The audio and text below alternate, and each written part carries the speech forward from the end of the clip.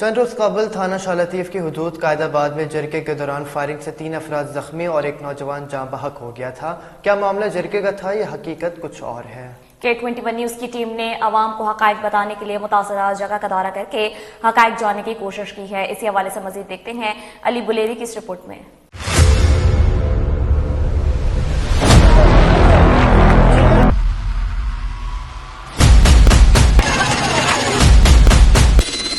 چند روز قبل تھانہ شاہ لطیف کی حدود قائد آباد میں ایک فائرنگ کا واقعہ رونما ہوتا ہے۔ بتایا یہ جا رہا تھا کہ جرگے کے دوران یہ فائرنگ کا واقعہ پیش آیا، جس میں ایک شخص جہاں بحق ہوا اور 3 سے 4 افراد اس میں واقعے میں زخمی ہو گئے۔ اس وقت موجود ہوں قائد آباد مین اس گلی کے اندر جہاں یہ واقعہ رونما ہوا تھا۔ اب ہم ان لواحقین سے بھی جانتے ہیں، کیونکہ ایک طرف تو حکومت نے ان جرگوں پر بین لگایا ہوا تھا، پھر یہ جرگے کیسے اور کیوں کر ہوئے اور جرگے کے دوران جو فائرنگ ہوئی ہے اس کا اسباب کیا ہیں، یہ جانتے ہیں یہاں کے لواحقین سے جو اس وقت یہاں موجود ہیں، اور ان پیشنٹ جو مریض ہیں ان سے بھی ہم بات کرتے ہیں جو اس واقعے میں زخمی ہوئے۔ کسی قسم کا جرگہ نہیں تھا، یہ لوگ حملے کی نیت سے آئے تھے۔ جرگہ اس طرح ہوتا ہے کہ آپ مسلح ہو گیا ہو، ہمیں تو اطلاع ہی نہیں کہ جرگہ کس کا تھا اور کس سے تھا۔ انہوں نے آ کر شور شرابہ لگایا، میں شور کی آواز سن کے آیا ان کی طرف، روکنے کی کوشش کی، جس پہ انہوں نے میرے اوپر بھی حملہ کیا۔ اس دوران اچانک سے انہوں نے فائرنگ کر دی، جس میں مجھے 3 فائر لگے۔ میں وجاد بھائی، ذوالفقار اف پوما اور شامی بھائی ہم آفس میں بیٹھے ہوئے تھے، میں اچانک گالم گلوچ کی آوازیں آ رہی تھی باہر سے، تو وجاد بھائی باہر نکلے، ان کے پیچھے ہم بھی نکلے، انہوں نے اچانک لڑائی سٹارٹ ہو گئی۔ وجاد بھائی چھڑا رہے تھے، اچانک لڑائی گالم گلوچ سے لڑائی سٹارٹ ہو گئی۔ فائر کرنے میں مجھے اور وجی بھائی زخمی ہو گئے۔ جرگہ تو کسی شکل میں بھی نہیں تھا، 10 تاریخ کا واقعہ ہے، اور اس کے بعد یہ اپنے ساتھ مسلح افراد جو آتشی اسلحے سے تھے، آہنی راڈوں سے تھے۔ 3:30 بجے کے قریب یہ جو میری رہائش گاہ آپ دیکھ رہے ہیں،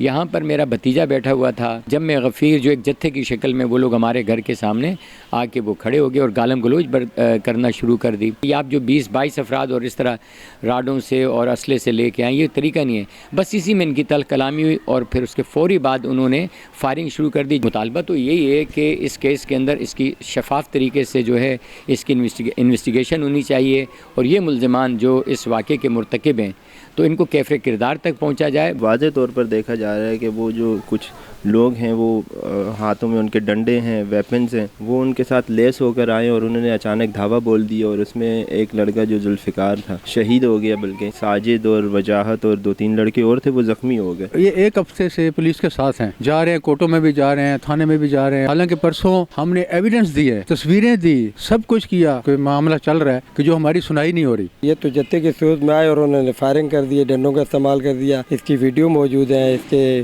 فوٹوز ہیں۔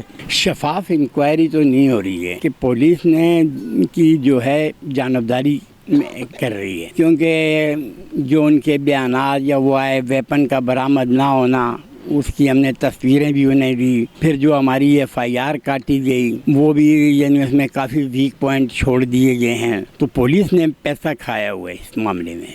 ان کے اوپر بالکل سراسر جو ہے ناجائز کیا ان لوگوں نے کام میں۔ بالا یہ چاہتے ہیں انصاف ہونا چاہیے، اور بالکل کیمروں کی مدد سے جو بھی اس میں ملوث ہیں ان کو سزا ہونی چاہیے۔ آپ نے لواحقین کی بات سنی، آپ نے پیشنٹ کو بھی دیکھا جو اس واقعے میں زخمی ہوئے، اور اس شخص سے بھی ہماری بات ہوئی جن کا سالہ اس واقعے میں جاں بحق ہو گیا تھا، اور ان کا یہ بھی کہنا تھا کہ ہمیں پولیس پر ڈاؤٹ ہے، اور ان کا یہ بھی کہنا تھا کہ اس واقعے میں جو ویپن استعمال ہوا ہے وہ ویپن پولیس برآمد نہیں کر رہی، اور ان کا یہ بھی کہنا تھا کہ معاملے کا اگر شفاف طریقے سے اس کا مواخذہ کیا جائے، انکوائری کی جائے تو نتیجہ سب کے سامنے ہوگا۔ ان کا یہ بھی مطالبہ تھا کہ ہمارے ساتھ انصاف کیا جائے، کیونکہ ہمارے گھر کا دکھ ہے، ہمارے گھر کا غم ہے، اور اگر ہمارے ساتھ پولیس انصاف فراہم نہیں کرتی، ہمارے ساتھ نہیں کھڑی ہوتی، تو پھر ہم کہاں جائیں۔ کیمرہ میں ریحان صدیقی کے ساتھ علی بلیری، K21 نیوز، کراچی۔